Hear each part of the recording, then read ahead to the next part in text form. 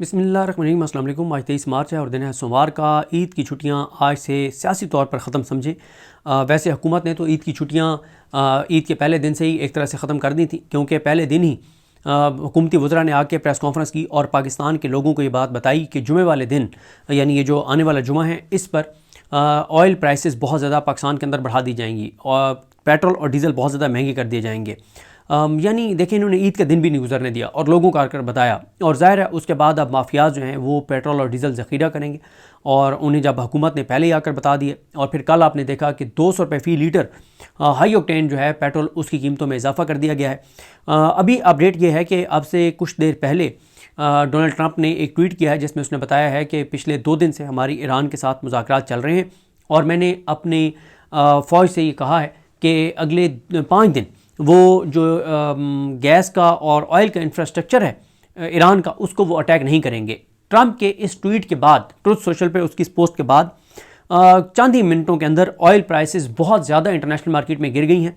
और ये हुकूमत जो हमें आकर कहती है कि जिस दिन ये कहते थे कि ऑयल प्राइसेस इंटरनेशनल मार्केट में नीचे आएंगी, हम इसी तरह से, इसी तेज़ी के साथ, जिस तेज़ी से कीमतें बढ़ा रहे हैं, इसी तेज़ी के साथ कम करेंगे।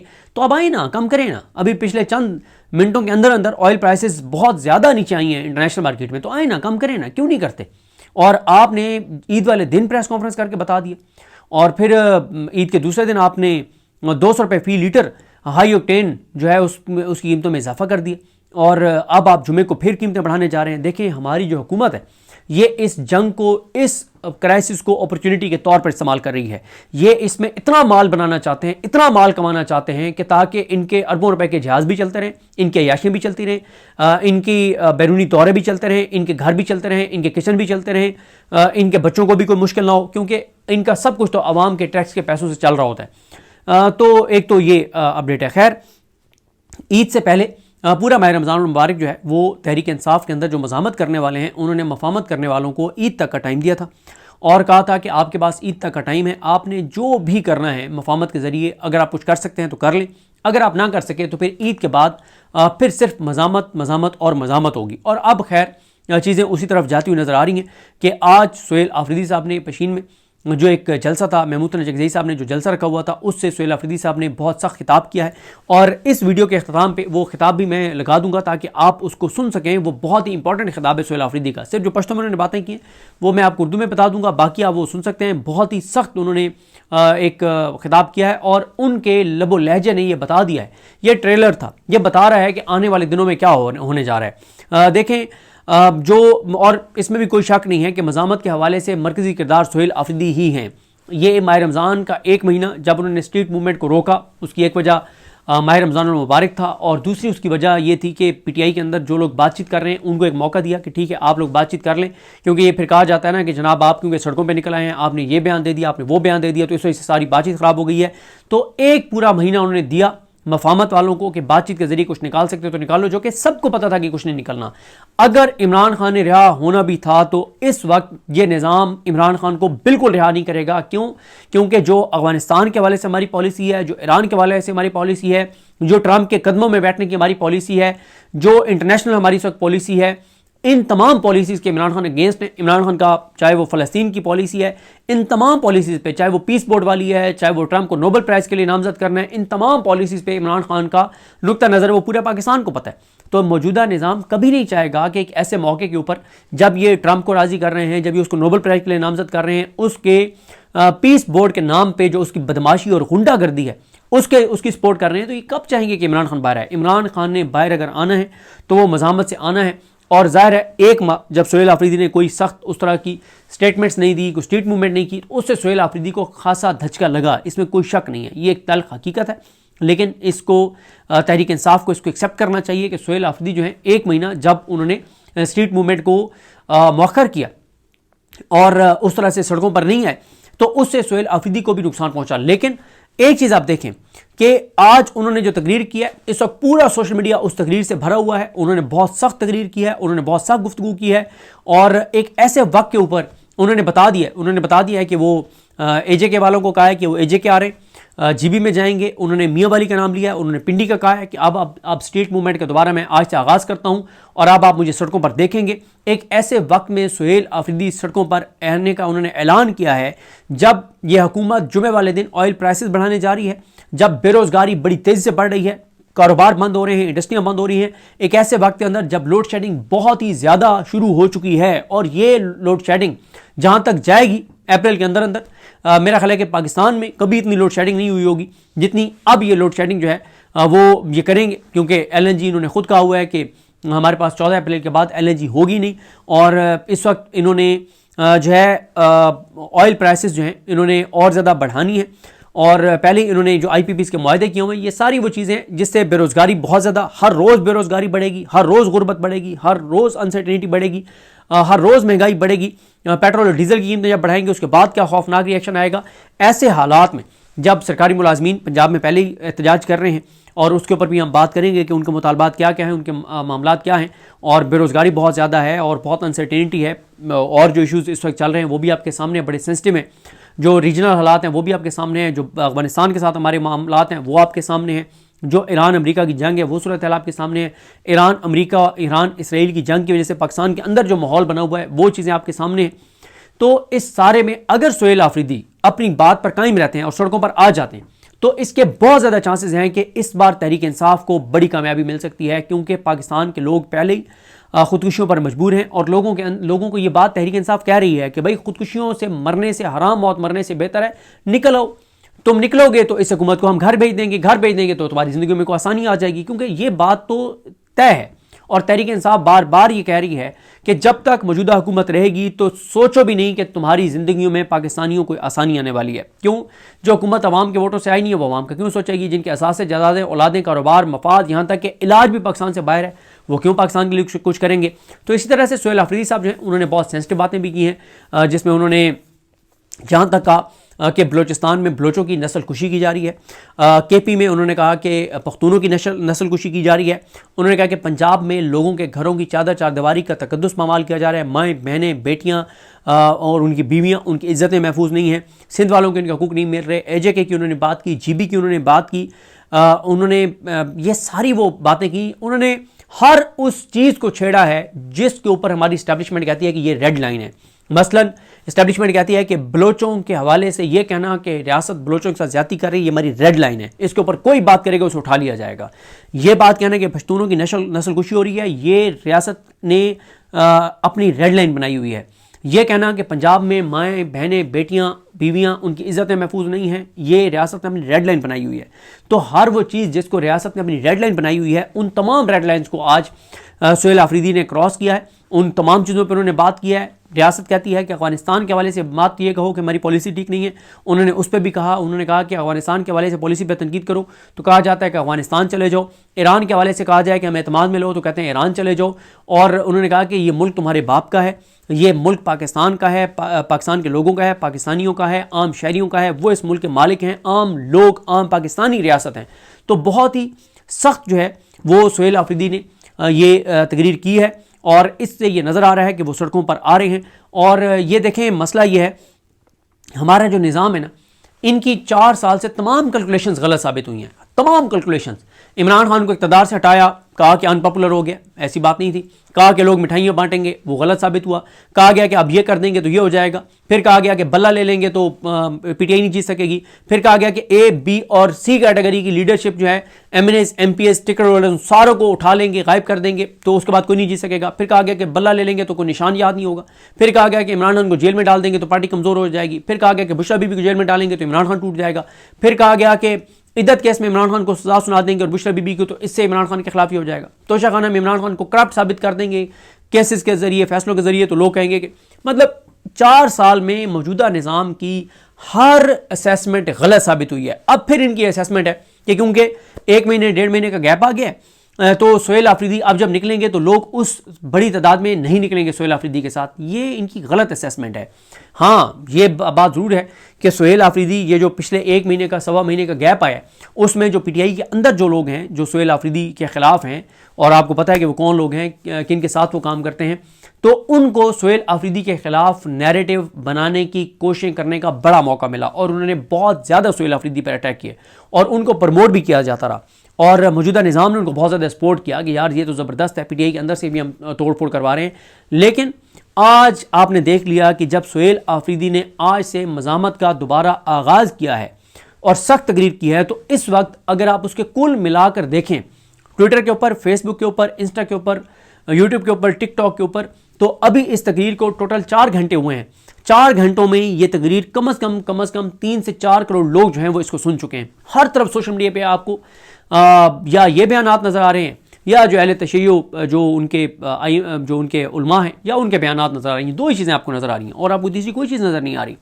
تو ایک ایسے وقت کے اوپر جب سہیل آفریدی نے اب دوبارہ مزاحمت کا آغاز کر دیا ہے, اگر وہ سڑکوں پر آ جاتے ہیں تو پہلے ہی بے روزگاری دیکھیں, پاکستان کے اندر جو سرکاری اعداد و شمار ہیں ان کے مطابق ہر 100 میں سے 28 پاکستانی ایسے ہیں جن کی مہینے کی جو انکم ہے پورے مہینے کی وہ 8400 روپے سے کم ہے, یعنی وہ خط غربت سے نیچے ہیں. 8400 روپے سے کم ہے ان کی انکم. امیجن کریں کہ پاکستان کے اندر اگر کسی کی تنخواہ 8400 روپے سے کم ہے پورے مہینے کی تو کیسے گزارا کر رہا ہوگا. تو یہ ہو رہا ہے پاکستان کے اندر. تو ایسے وقت کے اندر جب پہلے ہی حکومت ایسی چیزیں کر رہی ہے جو عوام کے خلاف ہیں, جو پاکستان کے لوگ جس پہ بہت زیادہ وہ ہیں اس وقت نفرت کر رہے ہیں اور غصے میں, ایسے میں اگر سہیل آفریدی سڑکوں پر آتے ہیں تو اس بات کے امکانات موجود ہیں کہ ان کو بڑی کامیابی ملے. اور انہوں نے کہا کہ میں بغاوت کا اعلان کرتا ہوں. انہوں نے کہا کہ میں اب وقت آ گیا ہے کہ ان کی آنکھوں میں آنکھیں ڈال کے بات کرنی ہوگی. انہوں نے امریکہ کو بھی انہوں نے نشانہ بنایا, انہوں نے ایران کے بھی حق میں بات کی, انہوں نے افغانستان کے حوالے سے بھی بات کی. میں نے آپ کو بتایا نا کہ انہوں نے ہر وہ چیز جس کو اس وقت ڈیڈ لائن کہا جا رہا ہے, ہر اس چیز کو انہوں نے جو ہے وہ چھیڑا ہے, اس پہ بات کی ہے. انہوں نے انٹرنل معاملات ہوں, ایکسٹرنل ہوں, عمران خان ہوں, بشا بی بی ہوں, ان تمام چیزوں پر, عدلیہ ہو, ہر چیز کے اوپر انہوں نے بات کیا. انہوں نے لوگوں کو کہا ہے کہ عمران خان عدالتوں سے مایوس ہو چکے ہیں, عدالتوں سے ان کو انصاف نہیں ملنا, لہٰذا اب آپ کی طرف عمران خان دیکھ رہے ہیں, ہماری طرف دیکھ رہے ہیں, ہمیں نکلنا ہوگا. اور یہ بات کر کے انہوں نے آخر میں یہ بات کہی کہ اب ہم جو ہے وہ نکلیں گے سڑکوں پہ اور مزاحمت کریں گے. جو بات انہوں نے ایک پشتوں میں کہی وہ میں آپ کو بتا دیتا ہوں. باقی میں نے چیزیں بہت ساری اس لیے آپ کو نہیں بتائیں کیونکہ آگے آپ وہ پوری تقریر سنیں جو اردو میں ان کی گفتگو ہے, وہ میں اس کے ساتھ اٹیچ کر دوں گا. سہیل آفریدی نے پشتوں میں کہا کہ چونکہ آپ کے علم ہے کہ قرارداد پاکستان کی سب سے اہم بات یہ تھی کہ برصغیر پاک و ہند میں جن علاقوں میں مسلمانوں کی اکثریت ہے وہاں مسلمانوں کے لیے الگ ملک بنایا جائے گا جس کا نام پاکستان ہوگا. یہ اس لیے تھا کہ اس وقت وہاں ہندوؤں کی اکثریت اور مسلمانوں کی تعداد کم تھی, اس لیے یہ خدشہ تھا کہ جب مسلمانوں کا اقتدار ختم ہوگا تو وہاں بسنے والے مسلمانوں پر ظلم اور جبر ہوگا, ان کی عزت اور جان و مال محفوظ نہیں رہے گی. آج میں آپ سے پوچھتا ہوں کہ جہاں مسلمانوں کی حکومت ہے اور جہاں مسلمان جو ہے وہ حکمران مسلط ہیں, کیا وہاں پٹھانوں اور پاکستانیوں کی عزت, آبرو, جان اور مال محفوظ ہے؟ انہوں نے پاکستان کا کہا کہ کیا پاکستان کے اندر آج مسلمانوں اور پٹھانوں, کیونکہ وہاں زیادہ پشتون تھے سامنے جو آڈینس تھی, تو کیا ان کی عزت, آبرو, جان اور مال محفوظ ہے؟ میرے پیارے پٹھانوں, ہمیشہ یاد رکھنا کہ اس ملک پر جس مائنڈ سیٹ کا قبضہ ہے انہوں نے 1947 سے لے کر آج تک پٹھانوں کو اچھی نظر سے نہیں دیکھا. انہوں نے ہمیشہ پٹھانوں کی نسل کشی کی ہے اور ان پر ہمیشہ اپنے ایسے چمچے مسلط کیے ہیں جو ان کے اشاروں پر چلتے ہیں. لیکن آج الحمدللہ پٹھانوں میں وہ لوگ اٹھ کھڑے ہوئے ہیں جو نہ ان کی بدماشی مانتے ہیں, نہ ان کا ظلم مانتے ہیں اور نہ ہی ان کی بندوق سے ڈرتے ہیں. میرے ساتھیوں, ہمیشہ یاد رکھو کہ پٹھانوں کی سرزمین قدرتی وسائل اور معدنیات سے, منرل سے مالا مال ہے, اور جہاں جہاں منرلز ہوں گے, قدرتی وسائل ہوں گے, وہاں مسائل بھی پیدا کیے جاتے ہیں. یہ بات تو بڑی انہوں نے خطرناک ایک تقریر کی ہے اور ان کی اس تقریر کا اب ریئیکشن کیا آتا ہے وہ تو دیکھنا ہوگا. اور ٹوٹس بہرحال ایکٹیو کر دیے گئے ہیں سہیل آفریدی کے خلاف, وہ گالم گلوچ کرنا شروع ہو گئے ہیں. اور آپ کو پتہ ہے کہ ٹوٹس جو ہیں ان کی عید کی چھٹیاں بھی منسوخ ہو گئیں. پچھلے 2 دن میں بھی وہ ایک اہم معاملے کے اوپر کاؤنٹر نیریٹو دینے کی کوشش کرتے رہے جس میں وہ ناکام ہوئے.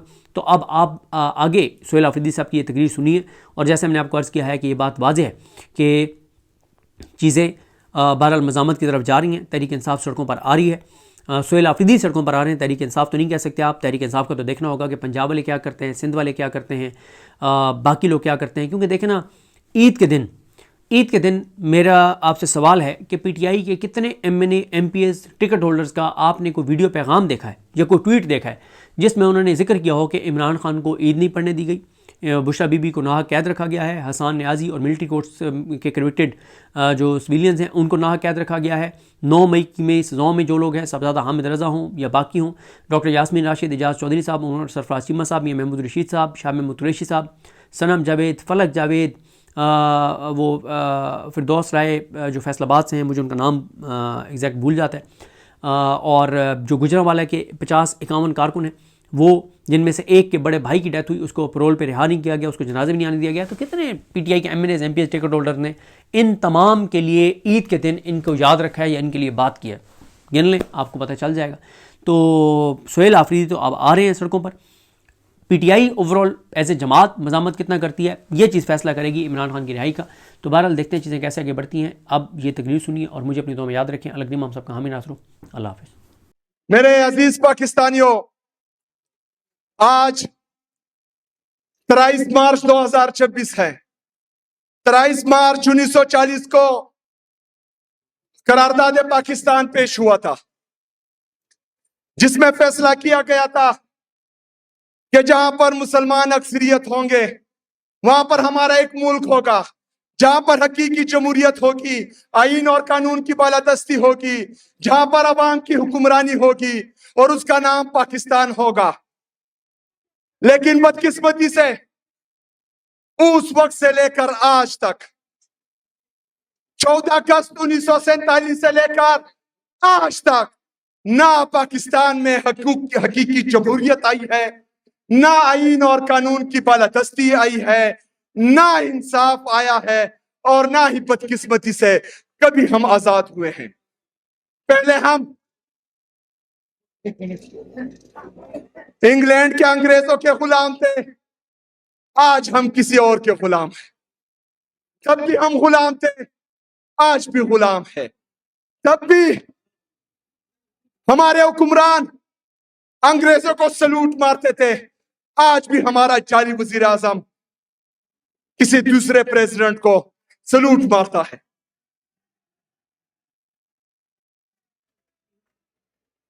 میرے پاکستانیوں، حقیقی جمہوریت اس لیے نہیں ہے کیونکہ آج جہاں پر ہم کھڑے ہیں، یہاں پر آپ سب لوگ اس گراؤنڈ میں اکٹھا ہے، تو یہ سیٹ بھی جو ہے آپ لوگوں سے چھینی گئی ہے، آپ کے مینڈیٹ پر ڈاکہ ڈالا گیا ہے۔ آپ نے ووٹ کسی اور کو دیا تھا اور بیلٹ باکس سے نکلا کسی اور کا۔ بلوچستان کے عوام نے ووٹ کسی اور کو دیا لیکن نکلا کسی اور کو۔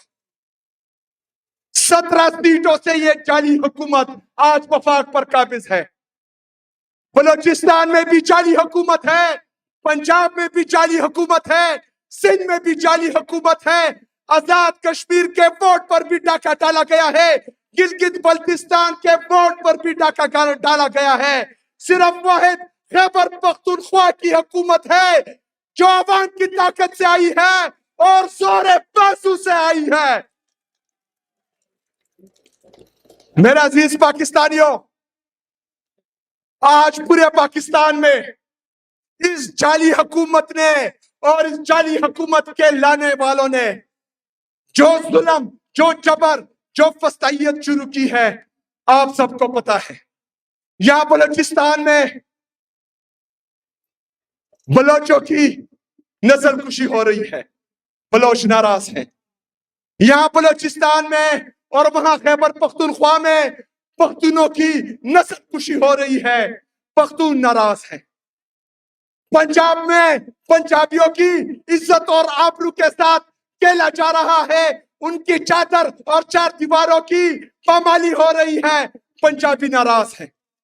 سندھ میں سندھیوں کی حقوق کو پامال کیا جا رہا ہے، ان کی حق تلفی ہو رہی ہے، آزاد جموں کشمیر کے لوگوں کی حق تلفی ہو رہی ہے، گلگت بلتستان کے لوگوں کی حق تلفی ہو رہی ہے۔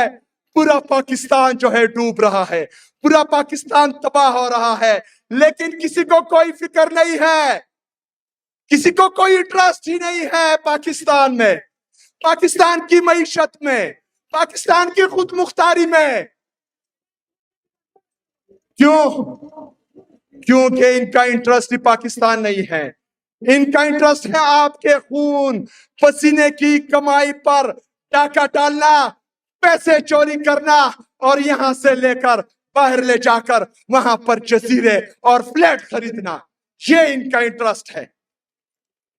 ان کا انٹرسٹ یہ ہے ہی نہیں کہ پاکستان ترقی کرے، ان کے ساتھ کوئی پالیسی ہی نہیں ہے، ان کا کوئی منشور ہی نہیں ہے۔ یہ صرف اور صرف لگے ہوئے ہیں کہ پاکستان تحریک انصاف کو ختم کرے۔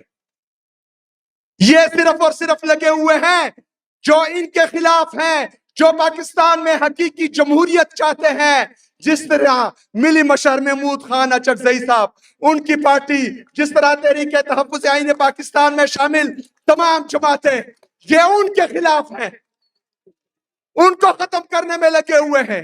ان کا پاکستان میں کوئی انٹرسٹ ہے ہی نہیں۔ لیکن جو جمہوریت پسند ہے، جو محب الوطن پاکستانی ہے، جو پاکستان میں حقیقی آزادی چاہتے ہیں، جو پاکستان میں آئین اور قانون کی بالادستی چاہتے ہیں، جو پاکستان میں انصاف چاہتے ہیں، جو پاکستان میں آزاد عدلیہ کی بحالی چاہتے ہیں، جو پاکستان میں آزاد میڈیا کی بحالی چاہتے ہیں، وہ لوگ چپ نہیں بیٹھیں گے، وہ لوگ اب لڑیں گے، وہ لوگ آواز اٹھائیں گے، وہ لوگ سڑکوں پر آئیں گے، وہ آپ کی آنکھوں میں آنکھیں ڈال کر بولیں گے کہ تمہاری کوئی پالیسی ہمیں منظور نہیں ہے۔ ہم اس ہر پالیسی سے بغاوت کریں گے جو بند کمروں میں ہوگی۔ ہم اس ہر پالیسی سے باغی ہے جو ان کے انٹرسٹ میں ہے، جو عوامی مفاد میں نہیں ہوگا۔ ہم اس کسی بھی پالیسی کو نہیں مانیں گے انشاءاللہ تعالی۔ میرے پاکستانیوں، جس طرح کے آپ کو پتا ہے کہ جو ہمارے مسائب ممالک ہیں، اگر افغانستان کی بات کرتے ہیں، افغانستان کی پالیسی پر جو یہ بند کمروں میں بناتے ہیں، اس پر تنقید کرتے ہیں، تو ہمیں کہتے ہیں کہ افغانستان چلے جاؤ۔ جب ہم ان کی بند کمروں کی پالیسی پر تنقید کرتے ہیں کہ ایران کے معاملے میں قوم کو اور پارلیمان کو اعتماد میں لو، تو کہتے ہیں کہ ایران چلے جاؤ۔ یہ پاکستان تمہارے باپ کا ہے؟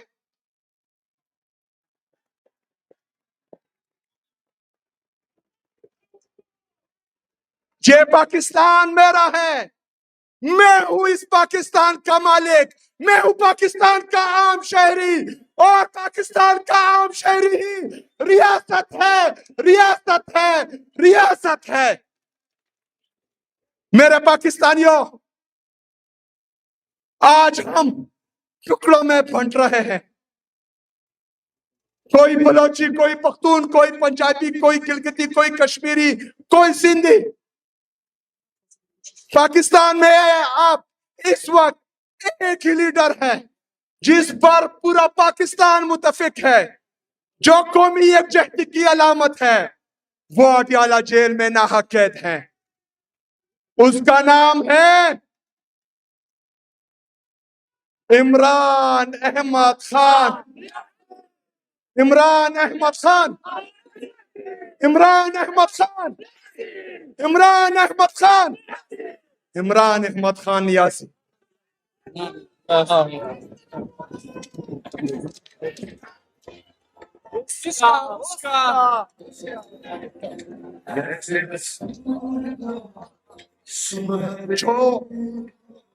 جو قومی یکجہتی کی علامت ہے، جو نیشنل سیکیورٹی کی ضمانت ہے، جس کے ساتھ ویژن ہے، جو کفار کی سرزمین پر، کفار کے سامنے، کفار کی آنکھوں میں آنکھیں ڈال کر ایاک نعبد و ایاک نستعین بولتا ہے، جو حضرت محمد صلی اللہ علیہ وآلہ وسلم کا نام لیتا ہے، جو اسلامی فوبیا کا نام لیتا ہے، جو امریکہ کو ایبسولوٹلی ناٹ بولتا ہے۔ پاکستانیوں کو وہی لیڈر چاہیے ہے، اور وہ لیڈر ہی پاکستانیوں کو متفق کر سکتا ہے، وہی پاکستان کو سنبھال سکتا ہے، وہی پاکستان کو اٹھا سکتا ہے، وہی پاکستان کو तरक्की दिला सकता है, वही पाकिस्तान को खुददार कौम दिला सकता है, वो पाकिस्तान को खुद मुख्तारी दिला सकता है। बाकी पाकिस्तान में कोई नहीं बचा, लेकिन बदकिस्मती से वो अडियाला जेल में है। वो मेरा और आपका इंतजार कर रहा है। वो अदालतों से ना उम्मीद हो चुका है। कल उसका बेटा ट्वीट करता है, जो जुडिशरी के बारे में वो बोलता है वो आप सबने सुना। वो मायूस हो चुका है। उसको पता है कि ये अदालतें यरगमाल हो चुकी है। उसको पता है कि पार्लियामेंट यरगमाल हो चुकी है। उसको पता है कि तमाम इदारे यरगमाल हो चुके हैं। अगर वो आज बिगड़ा है, डटा है, नहीं झुक रहा, तो वो मेरा और आपका इंतजार कर रहा है। हमने निकलना है इंशाअल्लाह ताला उसके लिए। हमने उसके लिए आवाज भी उठानी है। हमने उसके लिए रोडों पर भी आना है। हमने उसके लिए गोली भी खानी है। इंशाअल्लाह ताला इस दफा निकलेंगे तो सर पर कफन बांध के निकलेंगे। इस दफा निकलेंगे तो दो ही नारे होंगे, आजादी या मौत, आजादी या मौत, आजादी या मौत। इसके लिए तैयारी जरूरी है। उस तैयारी में मैं लगा हुआ हूं। मेरी पूरी पार्टी पाकिस्तान तहरीक इंसाफ लगी हुई है। पूरी पाकिस्तान जो तहरीक तहफ़्फ़ुज़ आईन पाकिस्तान है वो लगी हुई है। हमारे मिली मशर महमूद खान अचकज़ई साहब को, अलामा नासर अब्बास साहब को, इमरान खान साहब ने ही इख्तियारात दिए हैं, मुज़ाकरात का भी और एहतजाज का भी। तो हम आप लोगों की तरफ भी देख रहे हैं। हम आपके साथ खड़े हैं, आपके हर फैसले में खड़े हैं। अगर आप मुज़ाकरात करना चाहते हैं तो हम आप लोगों का इंतजार करेंगे। अगर आप एहतजाज करना चाहते हैं तो सबसे पहले मेरा सीना होगा, मैं सबसे आगे होऊंगा इंशाअल्लाह ताला। मेरे पाकिस्तानियों, इंशाअल्लाह इंशाअल्लाह मेरे पाकिस्तानियों, इमरान खान साहब ने मुझे जो जिम्मेदारी दी है स्ट्रीट मूवमेंट की, वो हम कर रहे हैं। इंशाल्लाह आज बलूचिस्तान में भी 2-3 प्रोग्राम्स हैं, लेकिन इसके बाद इंशाल्लाह ताला आजाद जम्मू कश्मीर वालों, कश्मीरियों, मैं आपकी तरफ आ रहा हूं इंशाल्लाह ताला। उसके बाद गिलगित बल्तिस्तान जाऊंगा इंशाल्लाह ताला। उसके बाद भी अवाली वालों, आप जो है मेरे लीडर का शहर है, इंशाअल्लाह ताला मैं मियावाली भी आ रहा हूँ, इंशाअल्लाह ताला रावलपिंडी भी आ रहा हूँ। अब इस तहरीक को इंशाअल्लाह मजीद तेज करेंगे, इंशाअल्लाह ताला मजीद जदोजहद तेज करेंगे। आप लोगों ने हमारा साथ देना है, आप लोगों ने हमारे साथ खड़े रहना है। आप ही हमारी ताकत है। हम बूट पॉलिशियां नहीं है, आवाम की ताकत ही हमारी ताकत है। आप लोग ही हमारी ताकत है। आप लोगों ने हमारी ताकत बने रहना है। आप लोगों ने मायूस नहीं होना है।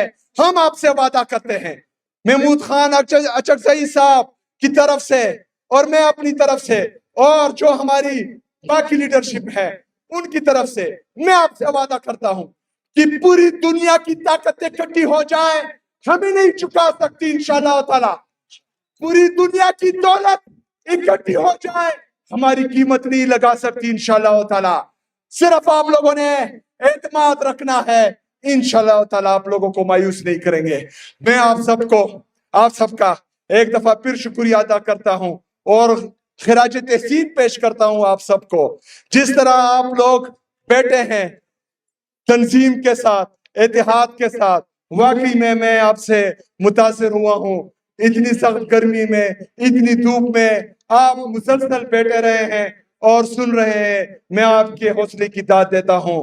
बहुत शुक्रिया, बहुत मेहरबानी। वमा अलैना इल्लल बलाग।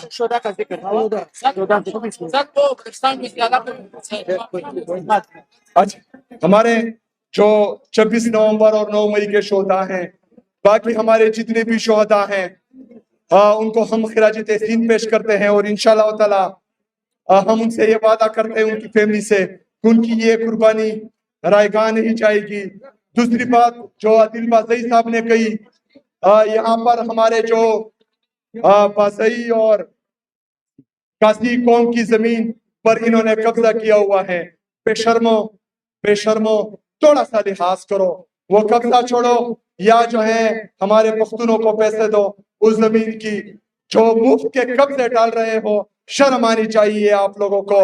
اور داؤد شاہ صاحب کہہ رہے ہیں کہ سی ایم بلوچستان تو جس وزیر اعلیٰ کی تھوڑی بہت جو ہے حیثیت ہوتی ہے طاقت ہوتی ہے بندہ اس سے گلہ کرتا ہے. جو جعلی ووٹوں کے ساتھ جعلی وزیر اعلیٰ ہو تو ان سے ہم گلہ ہی کیا کر سکتے ہیں.